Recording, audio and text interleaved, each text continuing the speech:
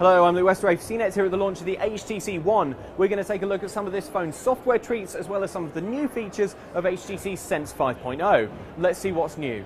Alright, so in terms of new software, the first thing to talk about is what HTC is calling BlinkFeed. Now when you unlock the phone, as I've just done, it's what you see here. It's this mosaic style, tiled, very colourful, very brightly coloured list of news stories, social feeds. This thing pulls in from news sites, including CNET. It also pulls in Facebook updates, things like that. The idea being that right on your home screen, you've got very, very quick access to a couple of news stories that you're going to want to read if you're just looking at things in a hurry. This is very customizable as well. You can see if I tap just here, I can choose the topics and services that I want. So here are individual news sources.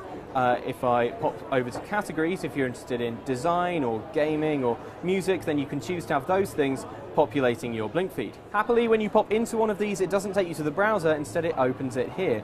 The bad news is that HTC told me that these things won't cache offline, so you will need an internet connection to read these stories, at least for now. If you want to share a story, there are a host of options at your disposal, including Dropbox, email, Google+, or Twitter. If you hold down on the home button for a moment, then it takes you to a Google search. This might be Google Now once the phone gets a software update. You can actually use the HTC One as an infrared remote control. When you send a signal to your TV, you'll see this red flash at the top, which lets you know the signal's been sent.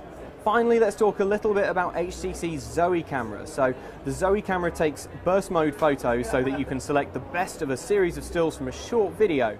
But once you go into the actual gallery itself, you get this rather interesting view here. So if I tap the event of today, you can see all of the photos and videos that were taken today mashed up into one 30-second video.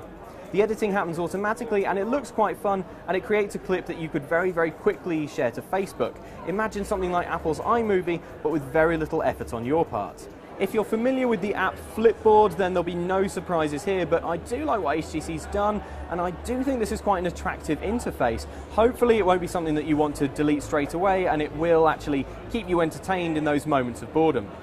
Even when you're looking at BlinkFeed, you get access to key Android apps along the bottom here via this launcher, and if you swipe to the right, then you get a home screen, and it all starts to look a bit more like the Android that you're probably used to.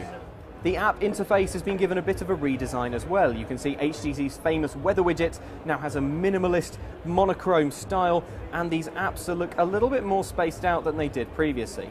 Something that's bound to rock the world of Android fans around the world is that HTC has ditched one of the touch-sensitive keys from underneath the screen. So on the right here you have a home button, on the other side you have back, but HTC has ditched the multitasking key. So how do you multitask now? Well, it's not too much trickier. You have to double tap this home button, and that brings up a list of your most recently used apps. If you hold down on the home button for a second, you get access to a Google search. Okay, there you have it. Those are the most interesting new software features with this phone. I'm Luke Westerray for CNET, and this guy is the HTC One.